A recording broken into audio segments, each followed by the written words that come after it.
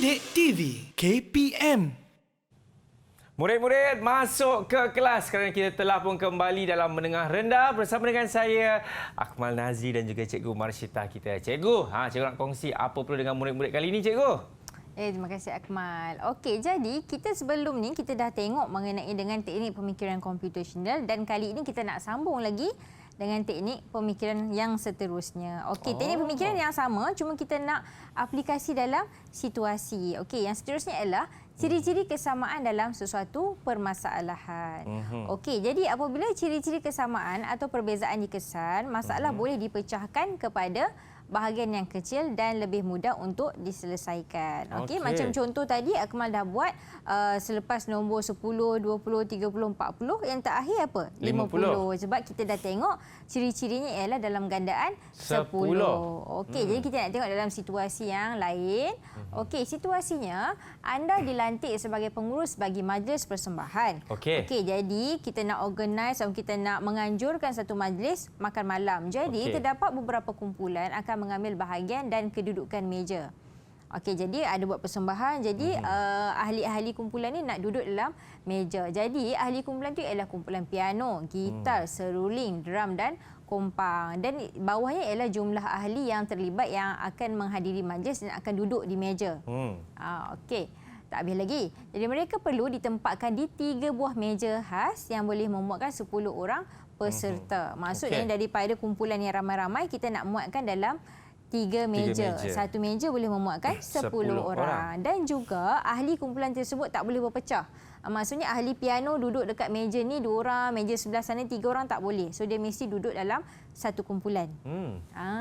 Jadi kita dah bagi satu situasi, kita nak tengok bagaimana ciri-ciri persamaan diwujudkan.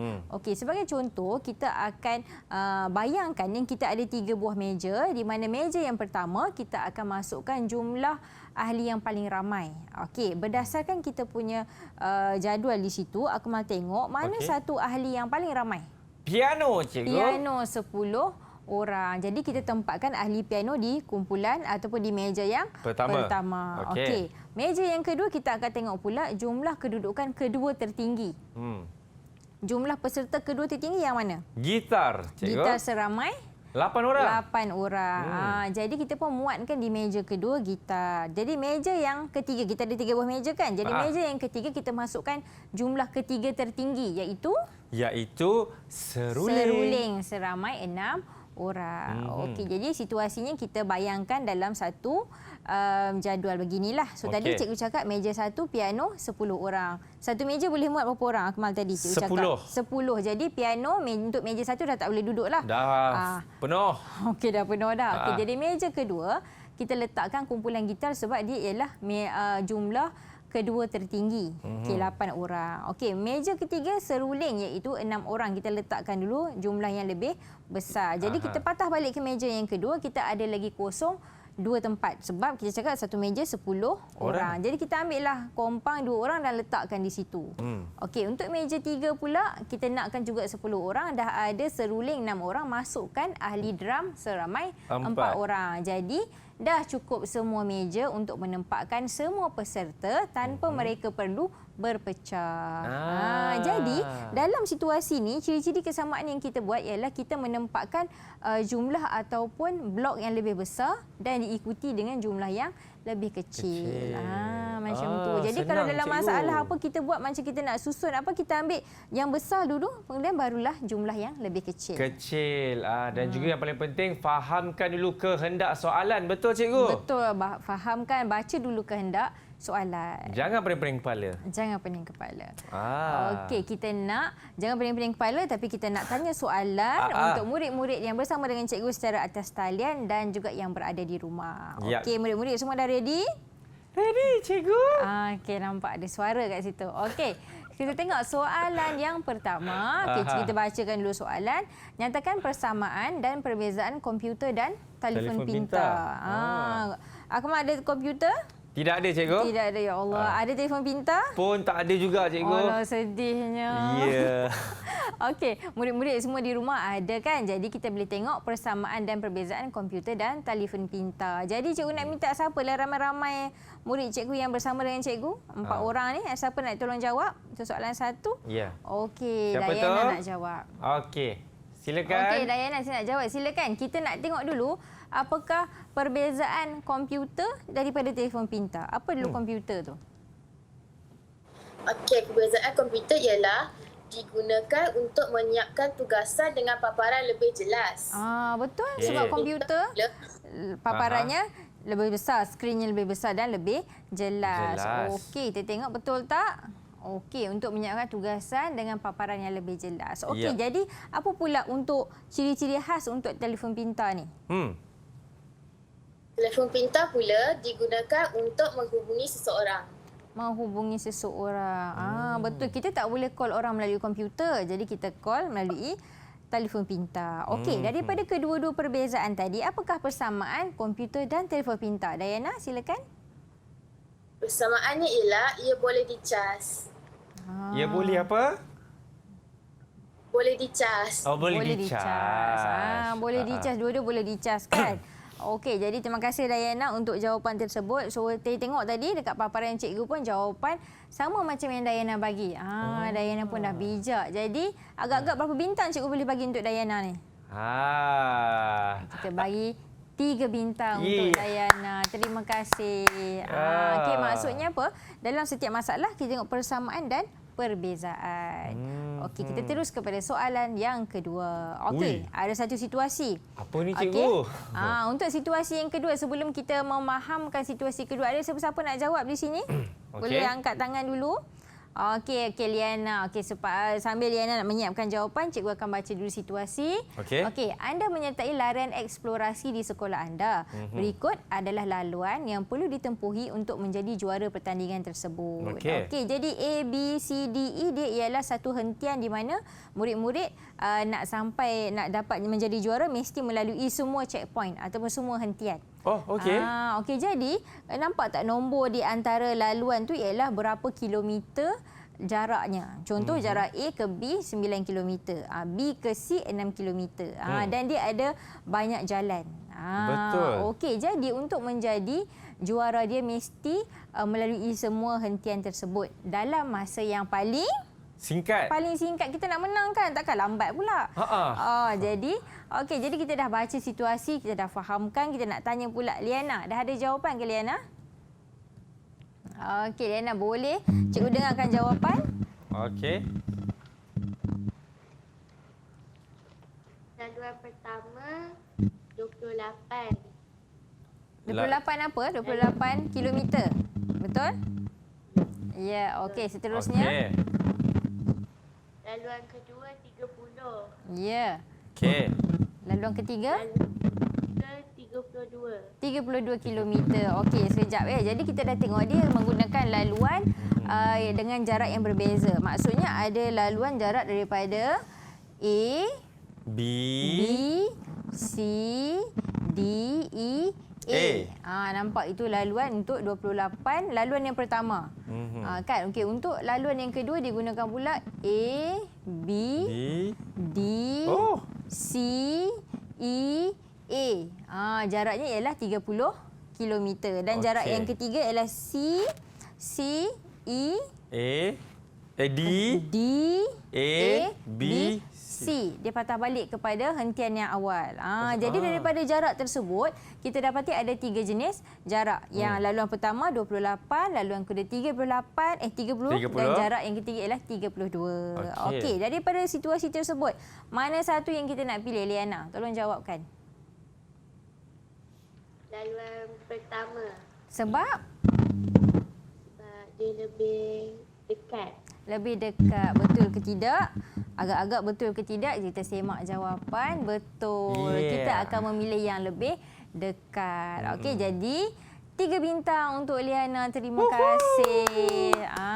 Okey, siapalah kan kalau siapa yang pilih laluan yang nombor 3 tu cikgu memang kalah lah. Dia pergi dia putar, dia pergi Tak tu sampai. balik. Okey, jadi bila kita berhadapan dengan soalan macam ni, kita mesti memahami situasi soalan. Maksudnya kalau kita dah baca menyertai larian eksplorasi, mestilah kita nak yang paling cepat, kan? Okey, jadi kita tengok dalam soalan dan kita tengok apa jarak yang dilalui untuk mencapai jarak yang paling pendek. Okey. Terus kepada soalan yang ketiga, sambil-sambil cikgu baca, ada siapa nak jawab? Boleh fikirkan jawapan? Ya. Okey, nampaknya Dalisha boleh tolong cikgu untuk jawab? Boleh ke Dalisha? Boleh. Okey, sementara Dalisha tulis jawapan, kita baca dulu situasinya. Mari kita. Okey, anda perlu menguruskan kehadiran 118 orang pelancong ke sebuah tempat peranginan. Ramai ni. Jadi, para pelancong perlu ditempatkan di dalam bas yang sama dengan kapasiti seramai 40 orang. Terdapat 3 buah bas yang akan digunakan untuk tujuan ini. Okey, jadi nampak tak, dia ada 118 orang pelancong, dia nak masukkan dalam 3 buah bas. Jadi situasinya pelancong-pelancong ini tidak boleh dipisahkan. Kita tengok berapa jumlah pelancong. Okey, jadi kita tengok di sini ada pelancong daripada negara Dubai, Korea, Jepun, China, Ghana dan Thailand. Jadi jumlah pelancong mula-mula 28 untuk Dubai, 11 orang untuk Korea, Jepun 30 orang, China 24, Ghana 15 dan Thailand 10 orang. Jadi ingat tak tadi cikgu dah ajar konsep bagaimana kita ada satu situasi di mana apa yang perlu kita lakukan dulu. Ini menggunakan teknik pengecaman corak. Okey, jadi cikgu tak nak beritahu jawapan lagi. Kita tunggu dulu jawapan daripada Dalisha. Boleh Dalisha? Boleh. Okey, silakan beritahu cikgu jawapannya. Bagi bas yang pertama, yang boleh dimasuk Jepun dan Thailand. Jepun sebanyak 30 orang, Thailand sebanyak 10 orang. Jumlahnya ialah 40. Bagi bas kedua pula, Dubai sebanyak 28 orang, Korea sebanyak 11 orang dan jumlahnya ialah 39. Bagi bas yang ketiga pula, China sebanyak 24 orang, Ghana sebanyak 15 orang. Jumlahnya ialah 39. Okey. Tapi kenapa kita letakkan Jepun seramai 30 orang dekat bas yang pertama? Kenapa letak dia dulu, Dalisha? Sebab dia paling banyak. Dia paling ramai. Angka yang paling besar, cikgu. Paling banyak, angka yang paling besar. Jadi betul ke tak betul jawapan ni? Betul. 3 bintang kita bagi terima kasih. Jadi maksudnya apa? Kita menggunakan teknik pengecaman corak dan kita boleh susun pelancong-pelancong dalam bas tersebut tanpa mereka perlu berpisah daripada rakan satu negara. Okey. Kita ke soalan yang terakhir, yang seterusnya. Okey, anda merupakan seorang tukang jahit. Anda telah menyiapkan tempahan 5 pasang baju kurung, 3 pasang baju Melayu dan 2 helai baju kanak-kanak. Dan berikut ialah harga bagi setiap tempahan tersebut. Okey, sebelum kita tengok jawapan, kita nak rujuk dulu. Mungkin Dayana nak jawab soalan ni. Boleh Dayana? Dayana boleh? Okey, boleh. Okey, terima kasih Dayana. Sekejap Dayana, kita nak tengok dulu. Okey, kita kena buat jadual supaya kita tahu berapakah harga untuk setiap tempahan. Okey, macam tadi dia cakap baju kurung RM75, baju Melayu 86, baju kanak-kanak 55. Okey, Dayana, agaknya berapa berapakah jumlah yang perlu dibayar? Setelah dia dah tempah baju-baju, agaknya berapa perlu dibayar? RM743. Betul ke? Betul ke tidak tu? Okey, kita tengok dulu dekat sini. Okey, jumlah tempahan tadi, baju kurung 5 helai, baju Melayu 3 helai, baju kanak-kanak 2 helai. Dan kita pun dah darab 75 darab 5 dapat jumlah bayaran, 86 darab 3 jumlah bayaran dan 55 darab dengan 2 tempahan. Okey, jadi setelah kita dah ada menggunakan teknik leraian, jadi kita dah leraikan satu harga, satu tempahan dan akhirnya kita kena buat apa? Tambahkan. So jadilah jumlah yang perlu dibayar ialah RM743. RM43. Betul ke tak betul ni? Betul. Cikgu bagi 3 bintang untuk Dayana. Terima kasih. Wah, nampak tu cikgu, saya rasakan kalau kita faham betul-betul konsepnya, apa kehendak soalan yang dia nak, saya pasti bagi apa saja bentuk soalan, murid-murid dapat menjawabnya dengan tepat dan berpandai. Wah. Betul. Kan cikgu Betul. Okey, baiklah cikgu. Mungkin cikgu boleh berikan rumusan kepada murid-murid apa yang kita dah belajar bagi bab kali ini, iaitu apa itu pemikiran computational. Silakan Cikgu Marsyita. Saya buat kesimpulan. Ya, cikgu. Ya, okey. Jadi pemikiran computational ialah bagaimana teknik kita berfikir untuk menyelesaikan sesuatu masalah berpandukan 4 teknik pemikiran yang kita dah belajar. Itu dia cikgu. Dan bagaimana pentafsiran keseluruhan daripada murid-murid kita ni cikgu, sebab saya pasti mereka semua memberikan tumpuan 100% dan berikan jawapan pun semuanya betul. Betul tak Cikgu Marsyita? Betul. Jadi keseluruhan murid pada hari ini mereka mendapat 10 bintang. Ya. Okey, terbaiklah. Wah, seorang je tepuk yang lain tak tepuk ya. Okey. Baik cikgu, kalau ada guru-guru ataupun murid-murid yang ingin membuat bahan rujukan mengenai bab ini, di mana cikgu ya? Portal apa ya? Portal Delima. Baik, terima kasih banyak-banyak diucapkan kepada Cikgu Marsyita dan juga kepada murid-murid kita. Daripada mana ni cikgu? SMK Dato' Abdul Rahman Yaakob Perak. Betul cikgu? Betul. Dan tak lupa juga guru jurubahasa isyarat kita, Cikgu Adina. Dan tak lupa juga kepada anda yang menonton. Baiklah, kita akan jumpa lagi di dalam soal seterusnya menengah rendah, insya-Allah bersama dengan saya Akmal Nazri. Ingat, sentiasa jaga diri. Okey, kita jumpa lagi. Assalamualaikum. Bye-bye.